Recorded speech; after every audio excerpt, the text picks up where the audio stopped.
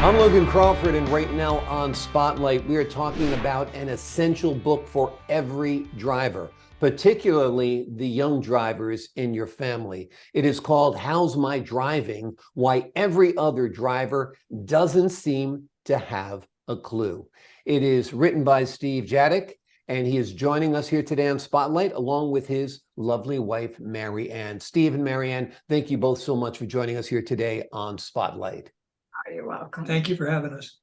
My pleasure. It's an important book, like I said.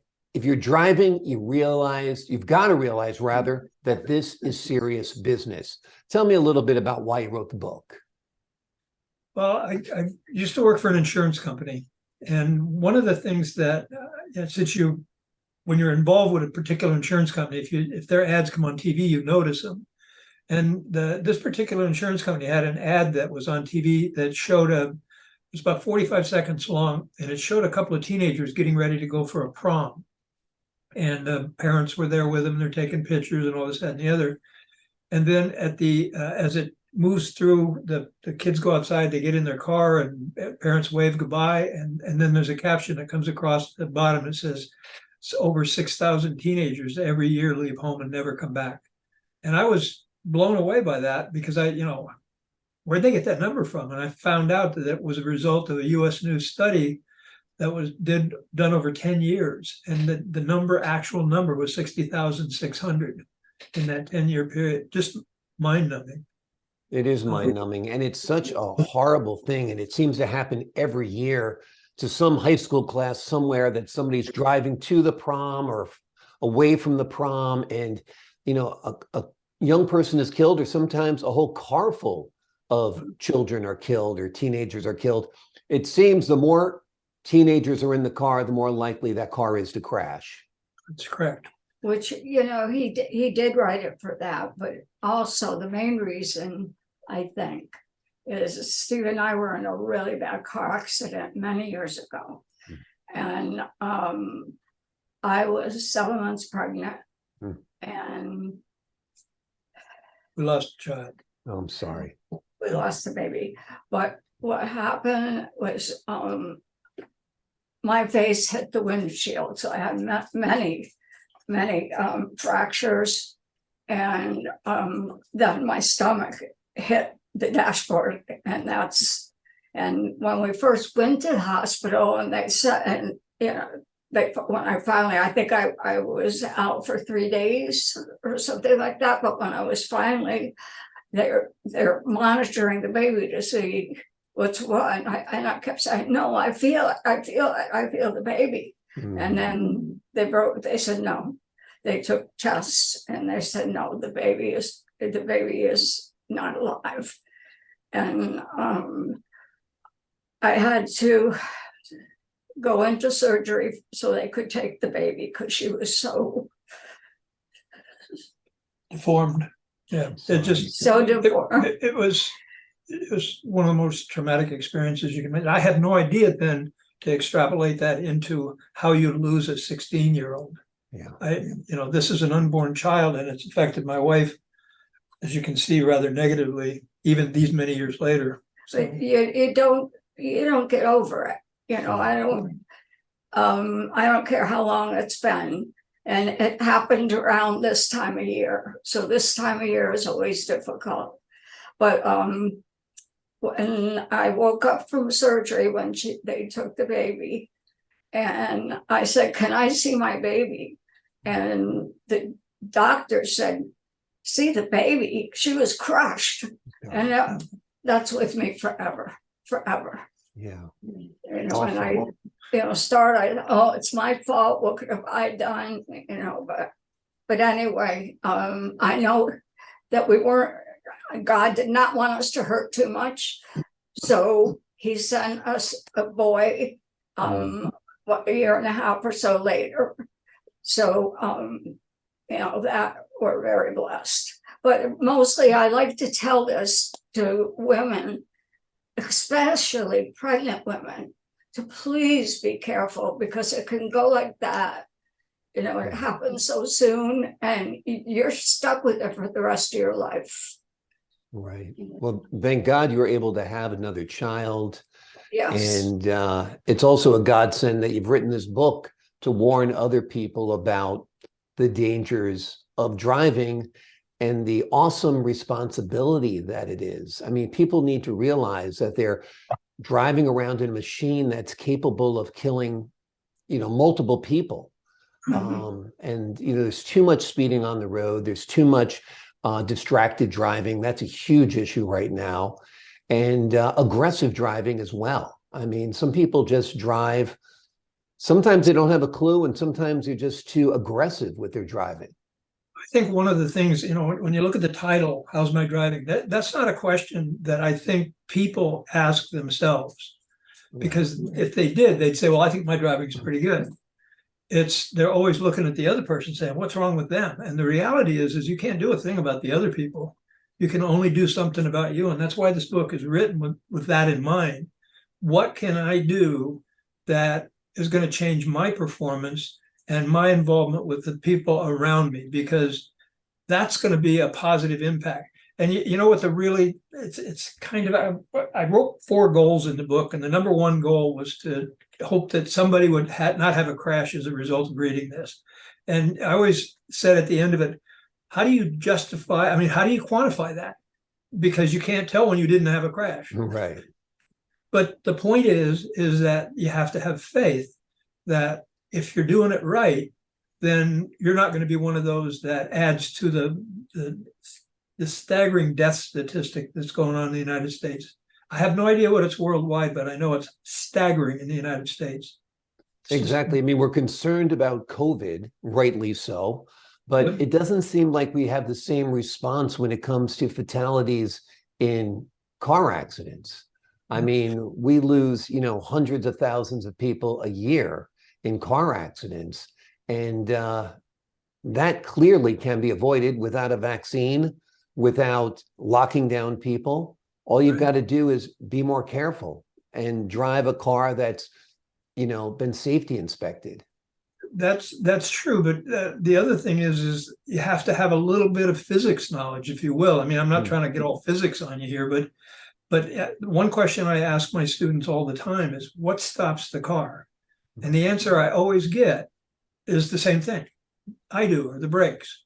And I say, okay, try that on a frozen lake. Yeah.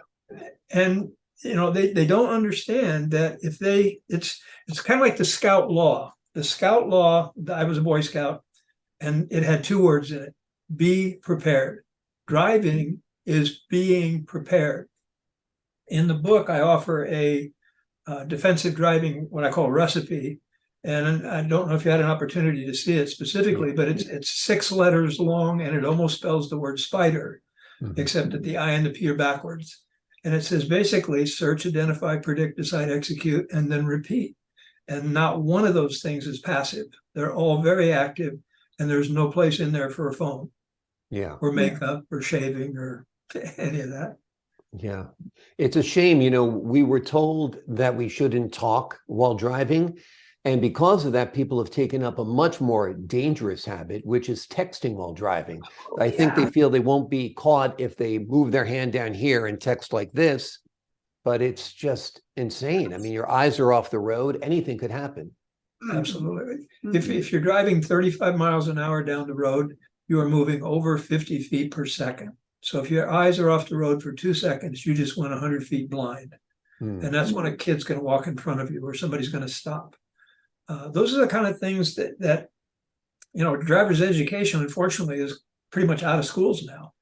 And I can't understand that, but the school that we've got, the driving school of Florida, that's one of the things we work on, is trying to help these kids understand that you're responsible for your actions.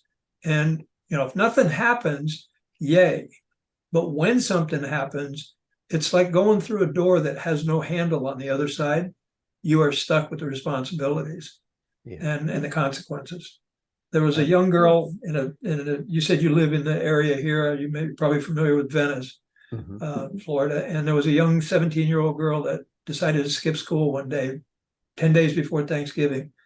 She made 4 really individually minor mistakes, the end result was of those 4 mistakes is that she died. She rolled her vehicle over, and she had a hit and run, and and you look at the picture of her and you say, how does the family deal with that? I mean, instead of planning Thanksgiving, they were planning a funeral. The family can't deal with it. The family would be crushed and heartbroken for the rest of their lives. I mean, some things you don't really come back from. If you lose a child who's a teenager, that's an immeasurable loss. And that impacts your life for the rest of your life, the siblings' lives for the rest of their lives. I remember when I was taking driver's education as a teenager, the instructor carefully told me when I went to accelerate too much, speed kills. And that stuck with me. It didn't stop me from having an accident a few months later when I went around a curve too fast on wet leaves, though, and slid into another car. I mean, because like you said, it's physics. You don't realize that, trajectory, speed, mass, and all those things come into play. Yep. My car weighs roughly 4,000 pounds. And at 70 miles an hour, it has 10 million pounds of kinetic energy in it. Yeah. And when you're going that fast on the interstate, there's only one way to get rid of that energy, and that's by sliding your tires along the road in a controlled fashion or smashing into something that don't move. Right. And the results of that are obviously negative. But it doesn't just affect teenagers. I had the misfortune or fortune, whatever you want to call it, when I was working with the insurance company. Got a phone call from a man, middle-aged man, and he said he wanted to increase his insurance coverage. And I said, well, why don't you come on into the office and we'll go over your coverage and make sure you know what you got. Well, he says, I'm disabled, so do you think you could come to my place? And I did. I went there not knowing what I was going to be facing. This man was 45 years old, and he was a quadriplegic. And when I got into his house, he's laying in bed with his 2 children being his caregivers and his wife going back to work. And apparently he was coming home one day and a drunk driver come across the lane and hit him, and his airbag didn't go off and he broke his neck. And he's now living the rest of his life as a quadriplegic. I can't even imagine. Yeah. And it's also such a shame because we keep on coming up with terrific safety features. First, the anti-lock brakes, and then the airbags, and then multiple airbags, and now crash detection systems. But it seems to, in many cases, just embolden drivers to be more reckless. I think one of the most important safety devices, and in fact, people sometimes argue with me a little bit about this, but I think the most important safety device on your car is your turn signals. Yeah.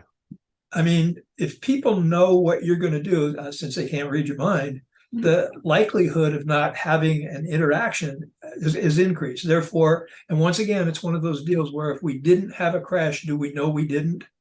But those turn signals. Yeah, you don't know what you don't get. Exactly. But very true. And part of your book are a number of theorems. Tell me about that a little bit. Yeah, when I was writing the book, I started writing things, and I was going along, and I found myself repeating over and over and over again some of the same things. And I thought, well, you know what? This book's going to be 800 pages thick. So what I did is I came up with what I called Steve's theorems, and there was 10 of them.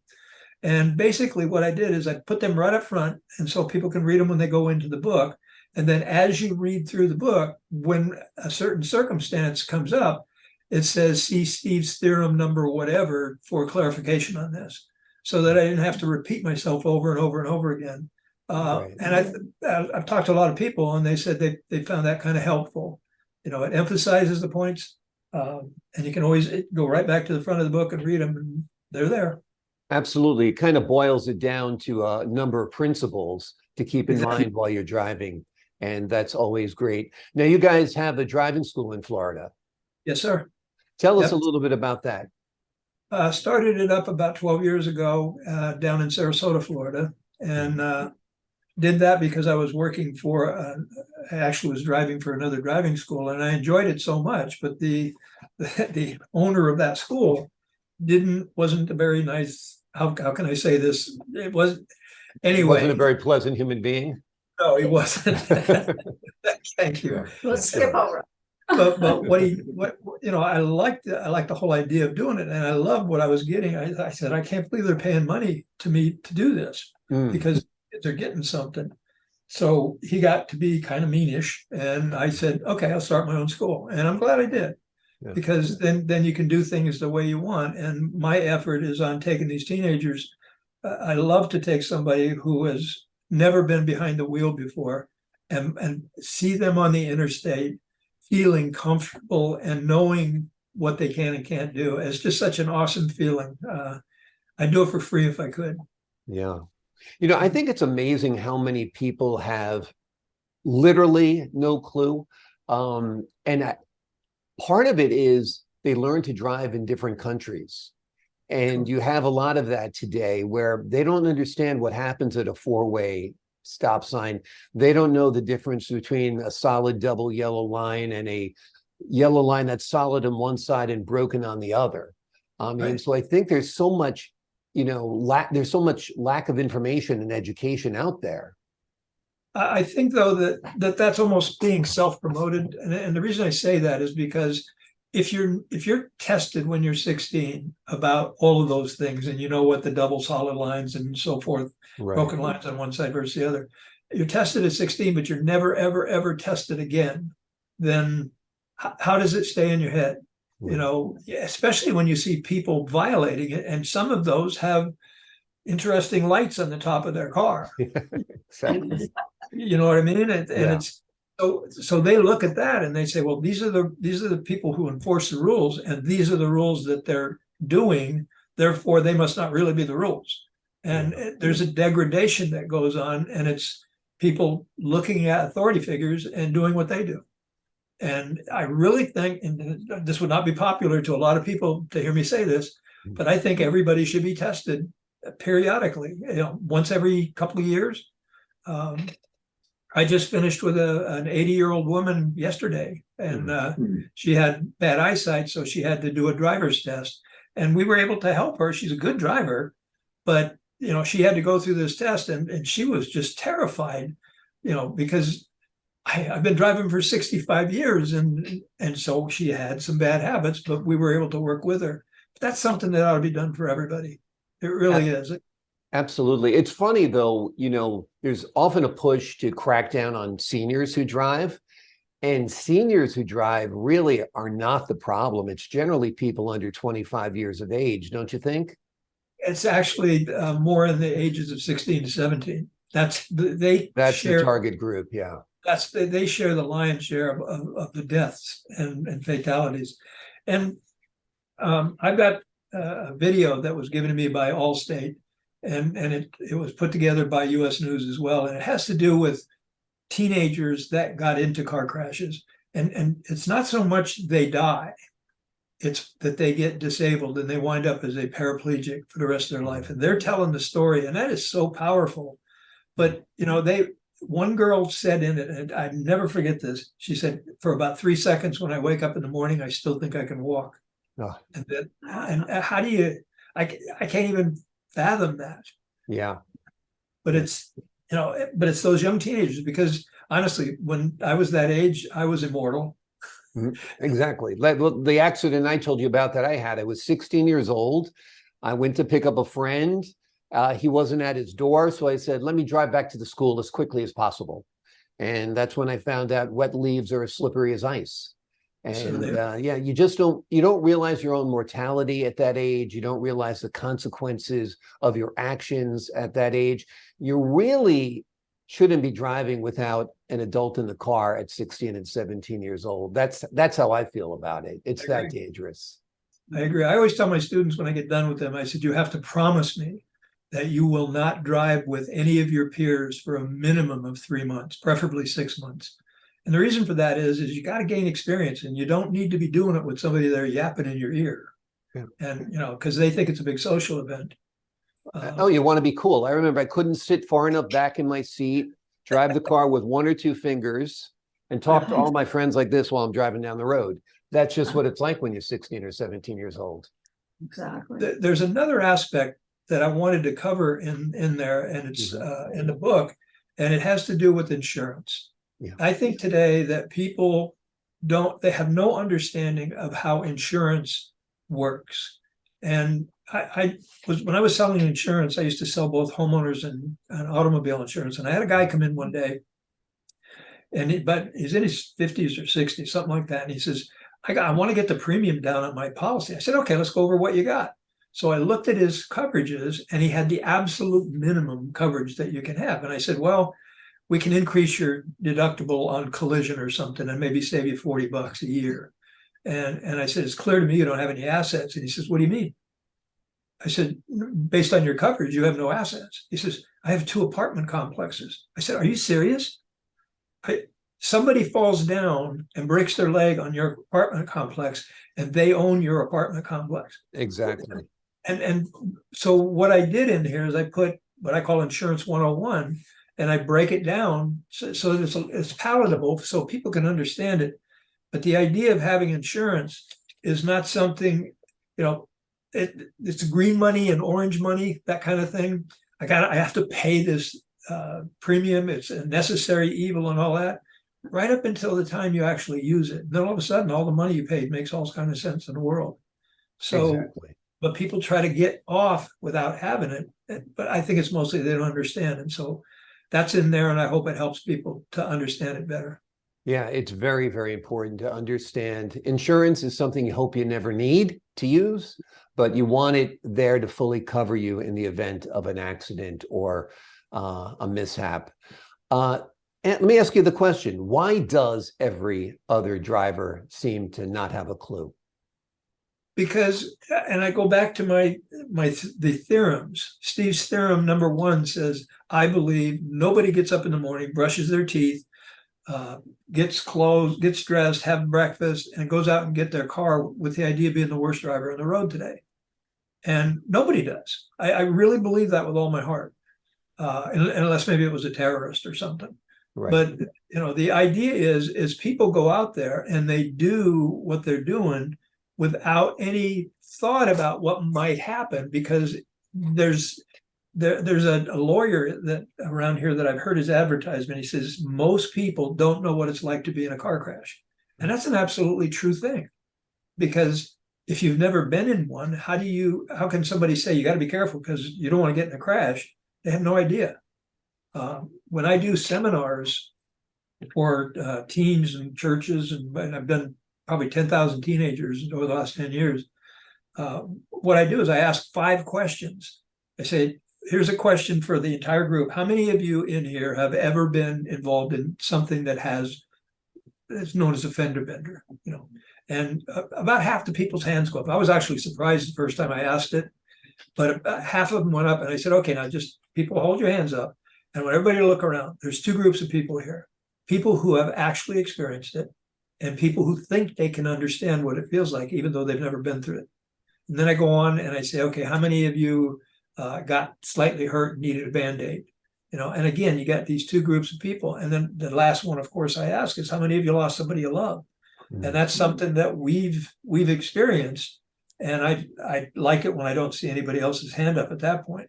But the point is nobody believes it's going to happen to them. Yeah. Exactly. Yeah. When you least expect it.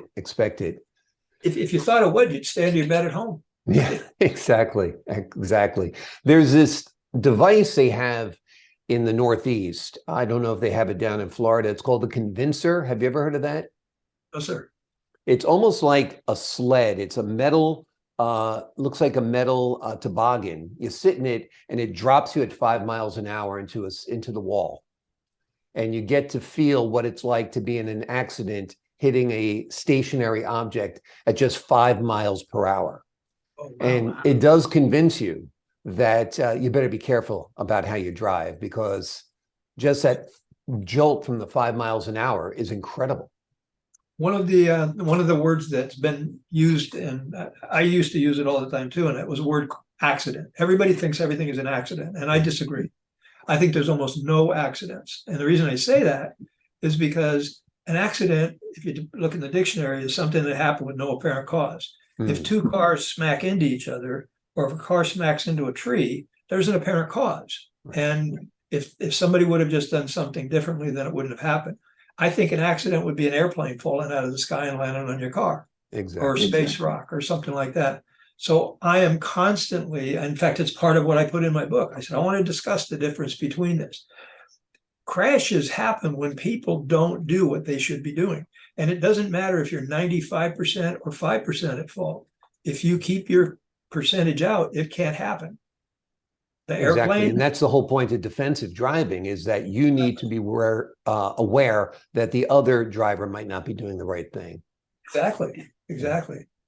Marianne, tell me a little bit about your role in helping Steve write this book. I imagine you're his first set of eyes. Yeah, I did read it over a couple times for him, but I also put things in that I wanted to. When our accident happened, they told Steve that they didn't think I was going to make it. Yeah.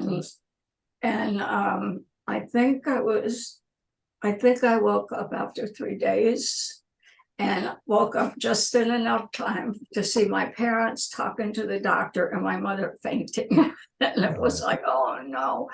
But I am so glad, I'm glad I made it. Yeah. But through my life, I know that someday I am going to be with her. And Amen. that I'm looking forward to. And her name was going to be Deanna Mary. And I talk to her all the time. People probably think I'm nuts, but I keep it quiet to myself. Yeah. I do, because it was just so tragic. You know, and then I don't know if you had an opportunity to look at the dedication page, but you know, the book is dedicated to my wife, Marianne, who has patiently, personally, and repeatedly experienced most of my professional evaluations of all the other drivers on the road. Yeah. Then the second part is a book is a living memorial to a daughter who would have been our second child, one we never had. And I have a picture. I don't know if you've seen it or not, but it's a picture of it's a beautiful picture. It's a beautiful image. Yeah. It's an important book. It's called How's My Driving? Why Every Other Driver Doesn't Seem to Have a Clue. It's written by Steve Dziadik, and we are delighted to have Steve and Marianne, his wife, join us here today on Spotlight and open up their hearts, open up their homes to us, and talk to us a little bit about a tragedy that befell them decades ago and the work that they're doing now to right those wrongs. Steve and Marianne, thank you so much for joining us here today on Spotlight.